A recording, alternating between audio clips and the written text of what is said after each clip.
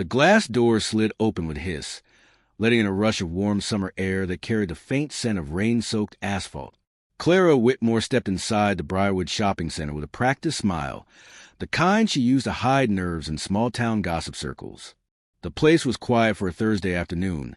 Families buying school clothes, retirees lingering near the food court. Near the escalator, Officer Mason Crowley's K-9, a German shepherd named Rocco, stiffened. His ears pricked, his body locked. Then he growled, low, guttural, and unrelenting.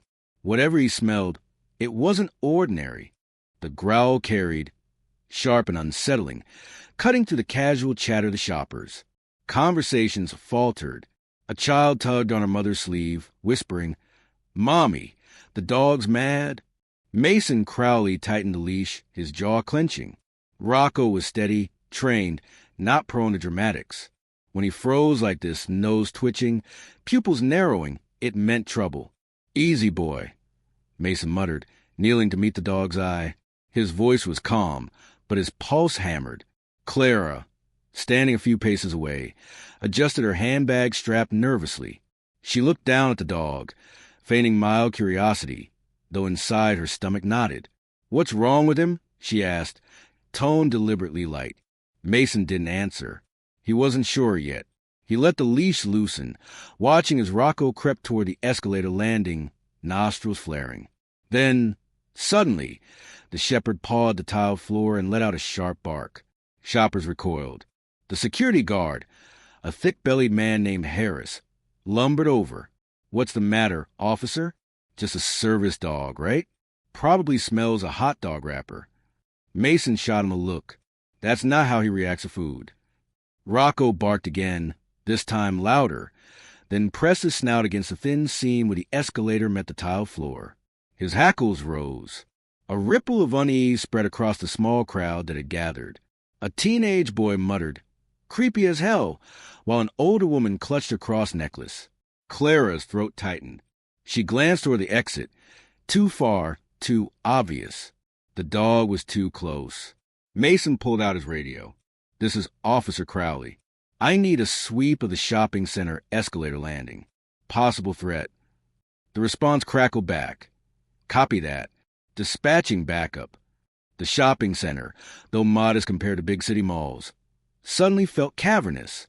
Its empty echoes, flickering fluorescent lights, and faint smell of disinfectant all pressed down on the crowd. People whispered, half curious, half afraid. Clara shifted her weight, fingers grazing the small silver charm bracelet on her wrist. A nervous habit. Every instinct screamed at her to leave, but leaving now would draw attention. So she smiled. Her smile was warm, practiced, disarming. A smile she had used on bank clerks, nosy neighbors. Even Mason himself once at a town fundraiser. Nobody ever looked past it. "Crowley." The voice came from the second-floor balcony. Detective Evelyn Marks leaned over the railing, her sharp eyes scanning the scene below. She was tall, mid-40s, with a presence that commanded without theatrics. Unlike Mason, she distrusted theatrics. She descended the stairs briskly. "What's your K-9 got?" "Escalator," Mason said. "Something's off."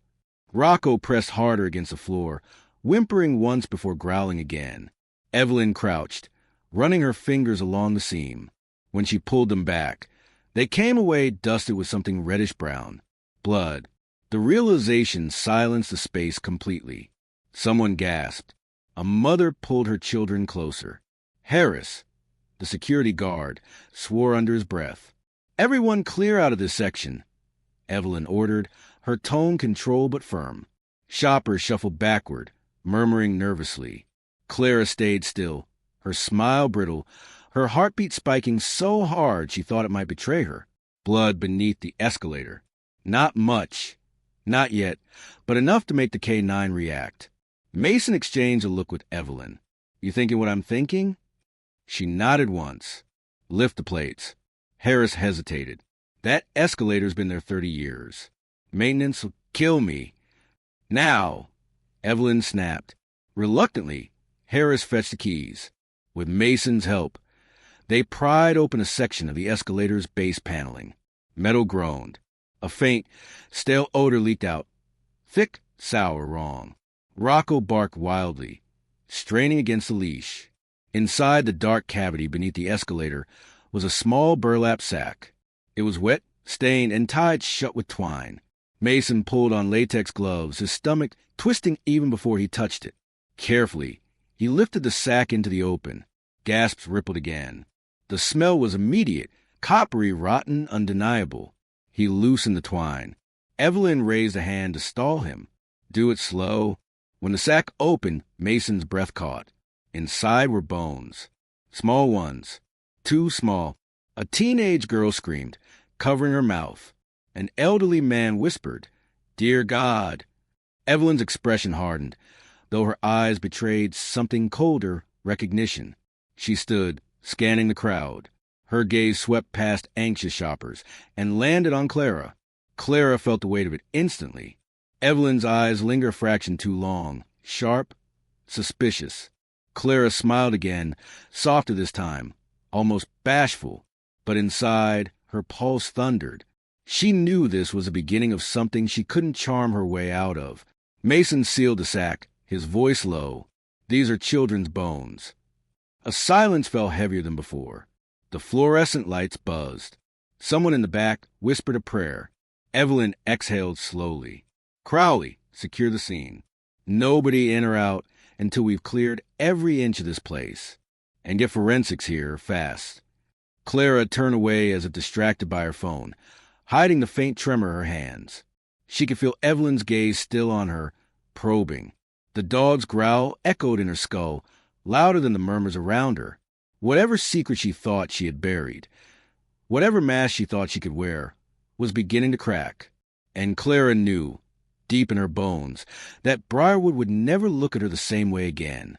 The shopping center bled into silence, the kind that carries weight, like a collective breath held too long.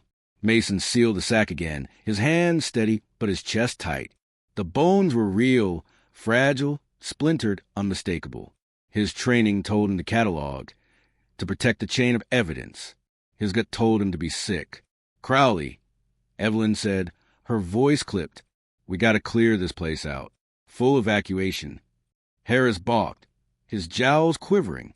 "You're gonna cause a damn riot. Folks will panic They'll panic if we do nothing." Evelyn cut in. "You want to explain to their families why we ignored a crime scene under their feet." That shut him up. The intercom crackled overhead, a garbled announcement about technical difficulties. Families began filing out, some muttering angrily about lost shopping trips, others whispering rumors too dark to say aloud. A few teenagers lingered, phones raised to capture blurry footage of cops with a barking K9. Evelyn ordered them out with a glare. Soon the center was nearly empty, except for Clara. She lingered by a bench near the fountain, legs crossed, scrolling her phone as though she hadn't a care in the world. But her grip was tight, knuckles pale. Evelyn noticed. "Ma'am," she called, her tone calm but probing. "We need everyone outside." Clara looked up with practiced innocence. "Oh, of course. She gestured toward her shopping bags. "I'll be right behind you." Her smile lingered half a second too long. Evelyn filed it away. The forensics van arrived 20 minutes later, its headlights cutting through the drizzle that had begun outside. A hush hung over the town square where the shopping center loomed like a relic from the 70s. Brown brick, narrow windows, tired neon signage. Locals stood across the street under umbrellas, watching. Word had spread. Inside, Mason and Evelyn oversaw the slow, methodical search. Every vent, every crawl space, every locked storage room. Rocco moved like a shadow, nose pressed to tile and carpet, occasionally pausing to huff or bark. At 6:14 p.m., he alerted again, this time near the service corridor behind the shoe store. "Same scent," Mason muttered, kneeling beside him. Same fear response. The corridor was dim, lined with dented metal doors and yellowed maintenance signs. Evelyn motioned for silence. The smell was faint, mildew, old paint, but beneath it, something sour lingered. Mason tried the handle of the farthest door. "Locked." "Harris," Evelyn called. "Keys." The guard shuffled forward, fumbling with his ring. "That's the old boiler room." Been shut for years. They don't. The door clicked open. Inside, the air was stale, heavy. Dust floated in their flashlight beams. Pipes hissed faintly overhead. And against the far wall sat a wooden crate, nailed shut. Rocco growled. Evelyn signaled Mason. Together, they pried the lid loose. The nail screeched, the wood split. Inside were plastic-wrapped bundles. Dozens of them. Each one small, each one stained dark. Mason's throat closed. More bones. Evelyn swallowed hard, her jaw set. Not just one victim. The forensics team swarmed, carefully extracting the remains. Each bundle was tagged, photographed, laid out on tarps. The sight was unbearable. Tiny shoes still laced on brittle feet, tattered bits of fabric clinging to rib cages. Mason stepped back, running a hand over his face. His daughter was 8. Same size shoes. "You all right?" Evelyn asked softly, though her eyes remained fixed on the crates. "No," Mason admitted. His voice was low, almost ashamed. Not even close. Her silence was a kind of answer. She wasn't all right either. By nightfall, the shopping center was sealed off with crime tape. Floodlights bathed the parking lot in harsh white. Reporters gathered at the perimeter, shouting questions. Evelyn ignored them, retreating to the temporary command post inside.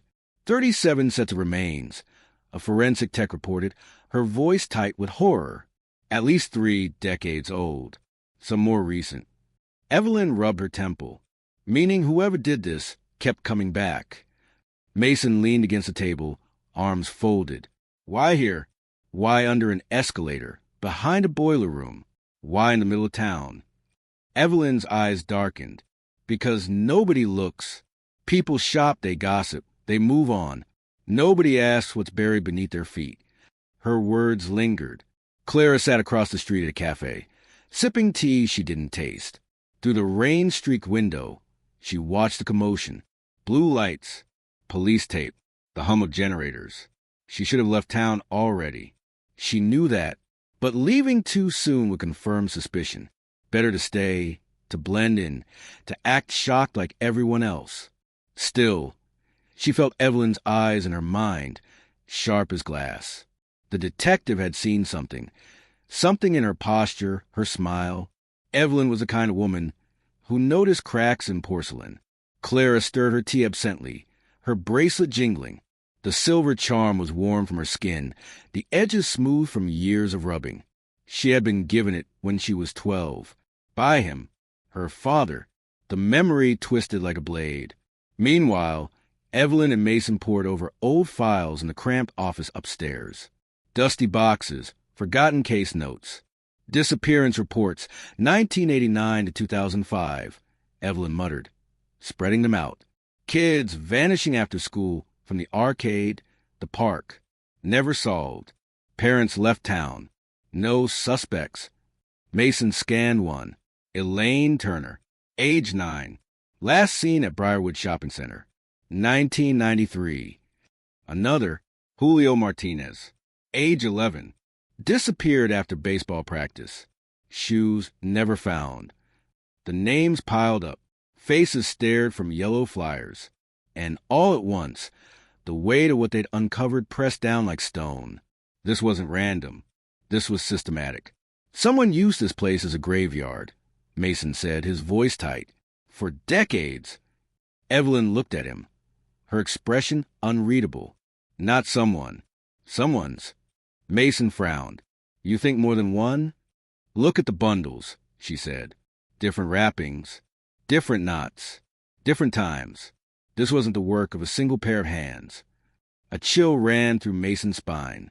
Across town, in a dimly lit kitchen, an elderly man sat alone at his table, watching the rain. His hands trembled as he turned the radio louder. News of the shopping center discovery was everywhere. His eyes filled with tears, not from shock, from recognition. He whispered, "They found them." His knuckles tightened around his glass. After all these years. Back at the command post, Evelyn's phone buzzed. Unknown number. She answered, voice firm. "You're stirring up ghosts," a raspy male voice said. Some things in Briarwood were meant to stay buried. The line went dead. Evelyn's skin prickled. She replayed the voice in her head. Rough, aged, but not unfamiliar. Mason noticed her expression. Who was that? Evelyn slipped the phone back into her pocket. Nothing. Wrong number. But Mason didn't buy it.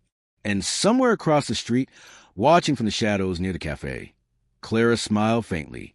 Because for the first time all day, Evelyn Marks looked unsettled. By dawn, Briarwood Shopping Center looked less like a place of commerce and more like a mausoleum. The parking lot swarmed with cruisers and floodlights. Forensics tents bloomed like pale mushrooms. Every news station in the county had sent a van, and their anchor spoke solemnly of a discovery that may unravel decades of mystery. Evelyn Marks hadn't slept. She sat at the folding table in the command tent, her eyes red but sharp, her mind chewing every fragment of evidence. Coffee cooled untouched at her elbow. Mason Crowley entered with Rocco at his side, the German shepherd's ears still pricked as though the night hadn't ended. Mason's face was pale, his jaw rough with stubble. He set a manila folder down. 37 confirmed remains. 22 matched to missing persons. The rest, he trailed off. 2 degraded for identification. Evelyn nodded once, not looking up. Families are going to want answers. And we don't have them yet. Mason leaned closer. But we will. She finally looked at him, her gaze steady. Unless the answers are worse than the questions. Clara stood across the street again, blending with the crowd of gawkers. She wore sunglasses despite the overcast sky, her hair pinned neatly, her posture effortless. Anyone who looked at her saw just another curious townswoman. But her thoughts were sharp, racing. The silver charm bracelet clinked softly as she held her paper cup of coffee. She had kept the secret for years. She'd carried it like a stone in her chest. And now, the bones, the crates, the police swarming, the secret was clawing its way to the surface. Her father's voice haunted her still. Smile, Clara. No one looks past a smile. She smiled even now, though her stomach twisted. At mid-morning, Evelyn gathered her team. The boiler room and escalator had been cleared, but Rocco had alerted in yet another place. The old staff lounge, shuttered for decades, plaster peeling off the walls. Inside, behind a panel of warped drywall, investigators found something stranger than bones. Boxes of Polaroids. Hundreds of them. Evelyn lifted one carefully. The photo was yellow but clear. A child, maybe 10, standing in the shopping center arcade, eyes wide with fear. A man's hand gripped the child's shoulder. Only the hand was visible. Mason swore. Who the hell took these? Evelyn sifted through more. Different children. Different years. Always in Briarwood. Always a hand. Sometimes 2. Sometimes gloved. Sometimes bare. And in one, Evelyn froze. Because it wasn't just a hand. The corner of the photo showed a silver bracelet dangling from her wrist. Her eyes narrowed. Later, at the cafe, Evelyn found Clara sitting in her usual spot by the window. She approached casually, though her presence was anything but. Mind if I sit? Evelyn asked. Clara looked up, masking her flicker of panic, with a pleasant smile. Detective Marks, isn't it? Of course. Evelyn sat, folding her hands. Strange week for Briarwood. Yes, Clara said smoothly. Terrible, really. Those poor children. Her tone was perfect, concern layered with sorrow. Almost too perfect. Evelyn studied her. Where were you in 1993? Clara blinked once. Excuse me? 93. Elaine Turner vanished from this shopping center. You were living here then, weren't you? Clara's lips curved faintly. I was 12. Hardly capable of all that. Evelyn's gaze flicked to the bracelet. Interesting jewelry. Vintage. Clara's hand twitched. Family heirloom. The silence between them thickened. Evelyn leaned in. Funny thing, we found Polaroids. Some of the bracelet, just like that. Clara's smile faltered. And Evelyn saw it. The crack she'd been waiting for. That night, Mason and Evelyn returned to the station with Clara in custody. She hadn't confessed, but her silence spoke volumes. In the interrogation room, The fluorescent lights buzzed. Clara sat calmly, hands folded, the bracelet catching the light. Mason paced, restless. Evelyn leaned against the wall, arms crossed. Why don't you just tell us what you know? Mason pressed. 37 kids. Someone has to answer for them. Clara tilted her head, her voice soft. And what if I told you it wasn't one person? What if I told you Briarwood itself was complicit? Mason froze. What does that mean? She smiled again, but this time it wasn't practiced. It was sad, almost tender. My father started it, but he wasn't alone. Evelyn's pulse spiked. Names, Clara. Who else? Clara's eyes glistened. Men you'd never suspect. Teachers, shop owners, even a pastor. They all used the center. It was convenient. Forgotten. No one questioned why the escalator groaned at night. Mason's fists clenched. You're saying... Yes, Clara whispered. A network. Generational. Passed down like a sickness. I was groomed to help. To smile. To keep quiet. Tears slipped down her cheek. And I did. For years. The room fell silent. But Evelyn wasn't convinced. Why not leave? Why stay here, walking past those walls? Clara looked at her bracelet. Because part of me still believed he'd come back. That I'd see him in the crowd. That maybe I could stop him. Mason muttered. You could have stopped him 30 years ago. Her eyes hardened. I was a child. The weight of her words sank into the room. Mason said nothing more. Outside the interrogation room, Evelyn stood alone in the corridor, her hands trembling despite herself. She thought of the anonymous call the night before, the voice telling her some things were meant to stay buried. She replayed it again in her head. The rasp, the cadence. It wasn't Clara's father. It was someone else. Someone still alive. Someone close. The betrayal came 2 days later. Evidence disappeared from the station. 2 Polaroid boxes gone. The log showed Mason had signed them out. Evelyn confronted him in the parking lot. The night air damp with drizzle. Tell me it isn't true, she said, her voice low. Mason's eyes were bloodshot. You don't understand. You knew, she whispered. You've known all along. His silence was worse than any answer. Rocco whined softly, sensing the fracture. Evelyn stepped back, her heart hammering. Mason had been her partner, her anchor in this hell. And now, he was another thread in the rot. You're one of them, she said. No, Mason said fiercely. I wasn't part of it, but my brother was. I tried to bury it, protect the family. That's why I signed out the boxes. I couldn't let the whole truth burn Briarwood down. Evelyn's chest ached. The whole town's already burning. And she walked away, leaving him in the rain. Clara was transferred to county custody. But Evelyn knew the case would drag for years. Too many names. Too many families unwilling to face the truth. Still, Briarwood would never be the same. Weeks later, Evelyn returned to the shopping center alone. The escalator had been dismantled. The shops boarded up. Soon it would be condemned. She stood in the hollow atrium, the silence heavy, dust motes drifting in weak sunlight. Rocco padded beside her, calm now, no growls. She thought of the bones, the Polaroids, Clara's sad smile, Mason's betrayal.